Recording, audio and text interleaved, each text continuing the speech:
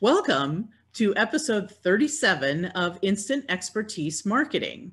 We appreciate you listening in as always. Sherry and I have asked Cathy Parks, creator of the Parks Method, to come back today to share a different perspective on product line extensions based on something we saw actually early this morning that we wanted to share with you all. I'm Yvette Brown, co-founder of X Promos. I became an entrepreneur at 23 by starting a promotions agency with my then 29-year-old business partner, Sherry Nomadi. And I'm Sherry Nomadi. You know, Yvette and I approach business from very different ends of the spectrum, but we nearly always come to the same conclusions on how to help our clients grow their business. That is so very true. So today we kind of have a special episode for you. We were able to grab Cathy Parks and have her join us today. Say hi, Cathy. Hi, everybody. And that is because we are continuing to do some work on our Sell to Stores course and line extensions. So something came up today that I want to share with you. I'm going to go ahead, for those of you watching on video, I'm going to go ahead and share that now. If you're not familiar, Tom Fishburne, brilliant guy, does something called the Marketunist. And every week he sends out a great new cartoon focused on what crazy things we're doing here in the marketing space. And then he kind of has a good backstory about it and why we should talk about it. Well, today he sent this one over, and for those of you who are listening in, there's a picture of the headache relief aisle at retail that's, 48 feet long. And there's a retailer here that says, but wait, there's more. All of these choices now also come in pumpkin spice. Which, and then you've got the consumer sitting there who's got a headache, they've got their mask on and are kind of cowering down. It's just like, these choices are overwhelming. And, that's really the tenor of what Tom talked about in this article, where, consumers have too many choices. And what we're seeing are some brands like Coke and Mondelez, McDonald's, Mattel are starting to scale down their lines because of the pandemic. And as Sherry, Cathy, and I were talking about this morning, we realized that, there's kind of a different side to this whole consumer choice thing and why we have so many cookies on the, Oreos on the cookie aisle and Lays in the snack aisle.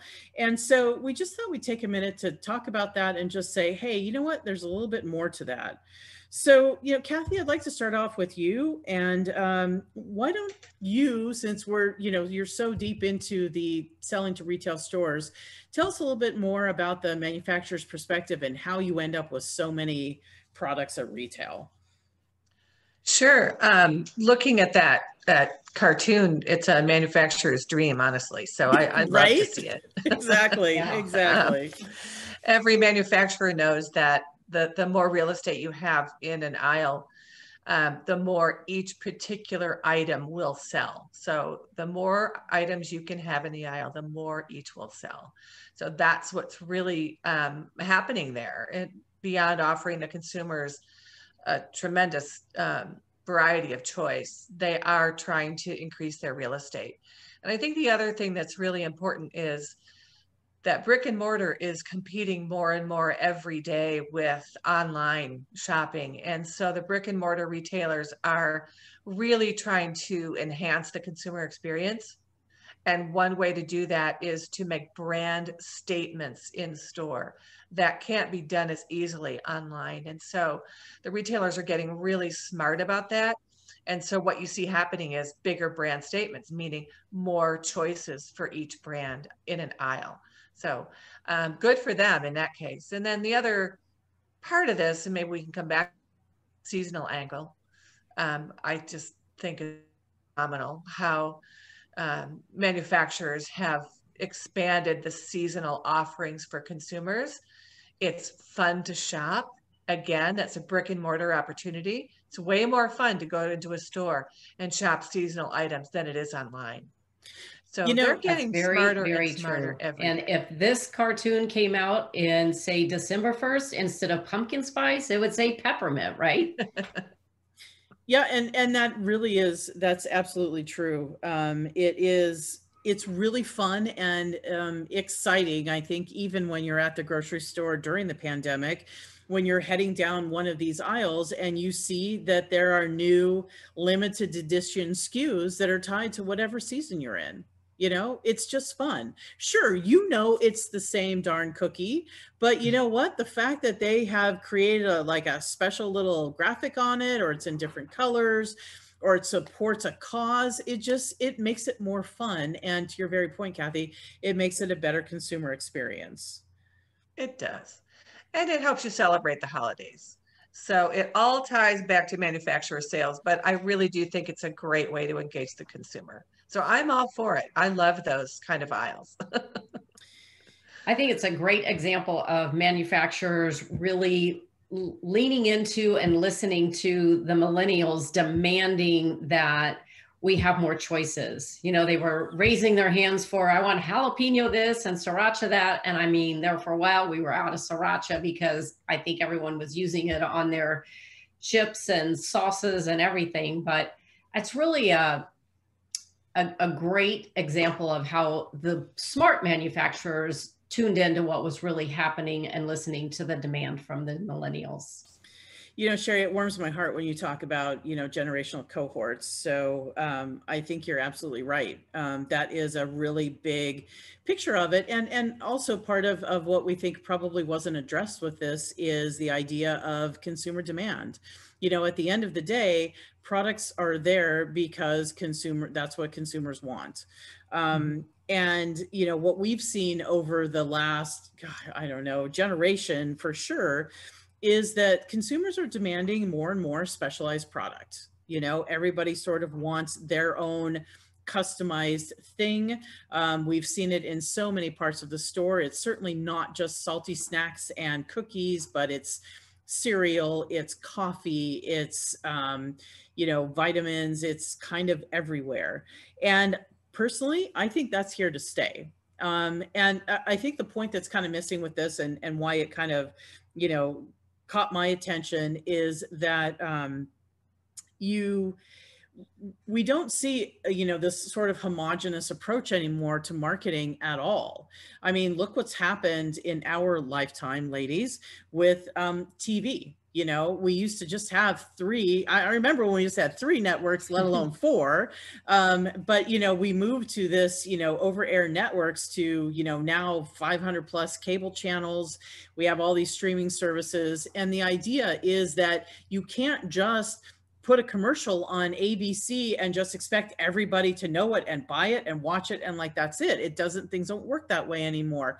We have to create specialized products for these different buyer personas. And frankly, I'm really proud of what we've done in the marketing world as a community to segment, because as Sherry and I have done over the years, we've heard a lot of our clients put things in the too hard pile because it wasn't just a big brand thing that we could just shoot out to everybody. It's not that way anymore. You need to segment, and if your segment is big enough, you have a big enough group, then you're going to be able to reach them with a certain selection of products. And I think that's sort of the point with this that was bugging me, is that not all those headache remedies were created for the same person. Now as a consumer, what we need to do is find our space within that really big aisle and figure out kind of what our choices are, but they're not everything on the aisle. And I guess maybe that's an interesting point for the manufacturers, is to figure out how to your point, Cathy, create that brand statement in a way where as a consumer, I can find my place.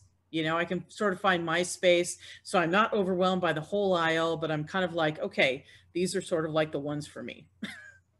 If that's possible. I don't know. That's merchandising isn't my, Well, I think the retailers are getting really, really good at it. So are the manufacturers. Let me give you some examples of that sort of micro marketing in the midst of all these brand statements at retail.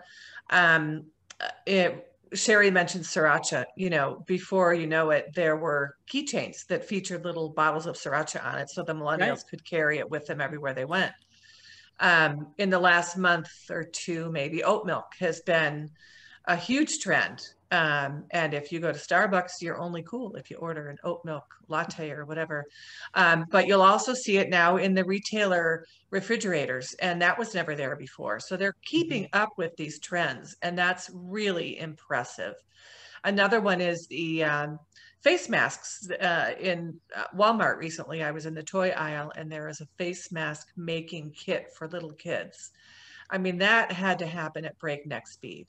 So Yeah. again, I think it's brick and mortar keeping up with the trends, competing against online marketing, and giving consumers maybe too many choices, but certainly it's fun to watch.